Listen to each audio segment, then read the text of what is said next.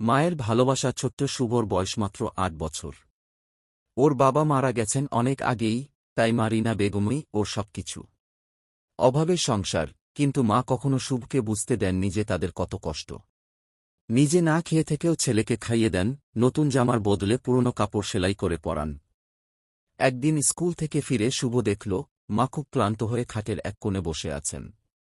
মুখটা ফ্যাকাশে লাগছে। শুভ কাছে গিয়ে বলল, মা, তোমার কি হয়েছে?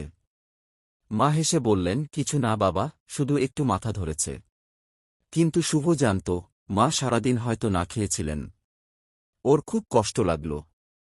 ছোট হাতে মায়ের কপালে হাত রাখল, তারপর আলমারি থেকে কিছু টাকা বের করে পাশের দোকানে গেল। এক প্যাকেট বিস্কুট আর এক প্যাকেট দুধ নিয়ে ফিরে এল। মা, তুমি এখনই খাবে? তুমি না খেলে আমি কিছু খাব না। মা বিস্মিত হয়ে ছেলের মুখের দিকে তাকালেন। চোখ ভরে উঠল জল দিয়ে।